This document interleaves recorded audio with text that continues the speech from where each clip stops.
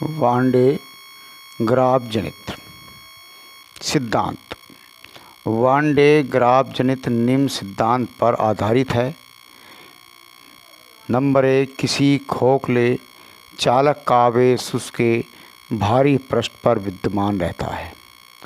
Number 2, किसी आवेशित चालक से वायु में वैद्युत विसर्जन उसके नुकीले सिरों से प्राथमिकता या शुरू से होता है। जैसा कि इसमें चित्र में दिखाया गया है कि किसी खोखला चालक है और जो उसका आवेश है उसके भारी पृष्ठ पर रहता है। और नंबर 2 जो है वैद्युत विसर्जन जो है यहाँ से डीसी के द्वारा वैद्युत विसर्जन उसके नुकीले सिरे से प्राथमिकता माने शुरू में उत्पन्न होता है।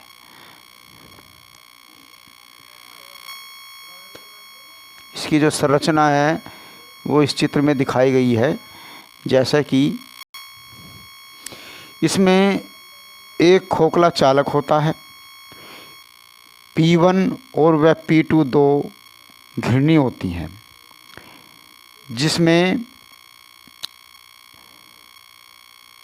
एक बेल्ट कसी होती है, सिल्क की होती है या एक रस्सी होती है, डोरी टाइप। इसमें 2 A व B कुचालक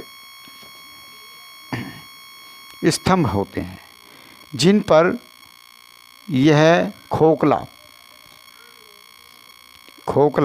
चालक टिका रहता है। और इसमें एक विद्युत मोटर होता है जिसकी घिरनी पर या जिसके पट्टे पर P1 को पट्टा चढ़ा देते हैं P1 का।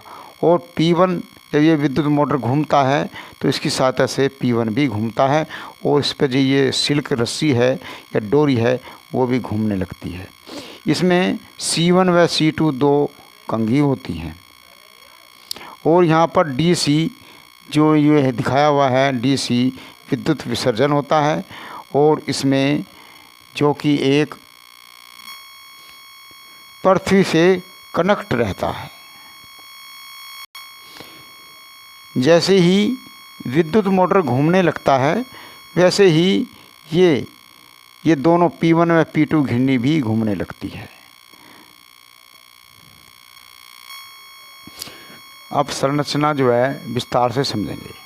इसमें एक धातु का बड़ा खोखला गोला ऐसा होता है, 2 कुचालक स्तंभों A तथा B पर टिका रहता है।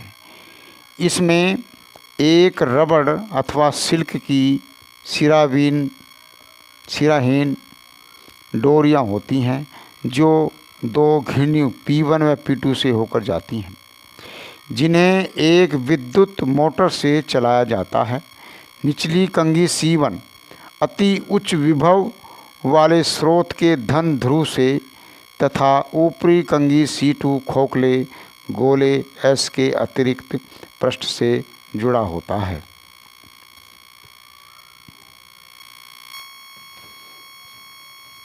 जब कंघी जो हमारी C1 है को अति उच्च विभव दिया जाता है, यहाँ से इसी से उच्च विभव दिया जाता है, तो तीक्ष्ण बिंदुओं की क्रिया के फलस्वरूप यह अपने चारों ओर आयन उत्पन्न करता है। यहाँ पर आयन उत्पन्न करेगा और C1 कंघी पर नुकीले सिरों पर उत्पन्न हो जाता है यहाँ पर। और जब ये विद्युत मोटर की सहायता से ये घिरनी घूमने लगती हैं तो इसके जो धन आवेश हैं वे क्या करते हैं, बेल्ट की सहायता से ऋणायन ऊपर की ओर C2 कंघी में चले जाते हैं। जब C2 कंघी में चले जाते हैं तो C2 कंघी में जाने के बाद इसका संबंध यहाँ पर है और ये जो धनावेश है उसके ऊपरी सिरा में उत्पन्न हो जाते हैं या स्थानांतरित हो जाते हैं। अतः इस प्रकार गोले का बाहरी जो पृष्ठ है निरंतर धन आयन आवेश प्राप्त करता रहता है तथा इसका विभव अति उच्च हो जाता है। अब हम इसको किस प्रकार से करेंगे वो तो चित्र के द्वारा हमने समझा दिया था, अब यहाँ पे समझाएंगे। जब कंघी सीवन को अति उच्च विभव दिया जाता है तो तीक्ष्ण बिंदुओं की क्रियाओं के फलस्वरूप यह अपने चारों ओर आयन उत्पन्न करता है। जब उसको हम जो डीसी करंट दिखाया गया है उसकी सहायता से ऊपर करते हैं तो उसमें आयन उत्पन्न हो जाते हैं और गतिमान डोरी द्वारा बेल्ट से आयन ऊपर ले जाए जाते हैं। C2 के तीक्ष्ण सिरे डोरी को ठीक छूते हैं जिससे C2 डोरी के धनावेश को एकत्रित करता है तथा गोले S के बाहरी पृष्ठ पर स्थानांतरित कर देता है। इस प्रकार गोले S का बाहरी पृष्ठ निरंतर धनायन आवेश प्राप्त करता रहता है तथा इसका विभव अति उच्च हो जाता है। इसके उपयोग भी हैं। इसके उपयोग निम्नलिखित हैं। नंबर 1, उच्च विभवांतर उत्पन्न करने के लिए होता है। नंबर 2, तीव्र एक्स किरणों के उत्पादन में होता है। नंबर 3, नाभ के विघटन के प्रयोगों में आवेशित कणों को उच्च गति ऊर्जा प्रदान करने में।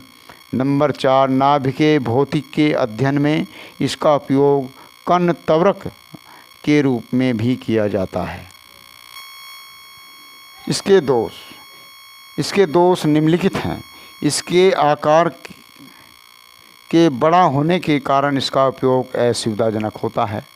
नंबर 2, उच्च विभव के कारण इसका उपयोग खतरनाक होता जा रहा है। इस प्रकार से इसको याद करेंगे, बहुत ही इम्पोर्टेंट है।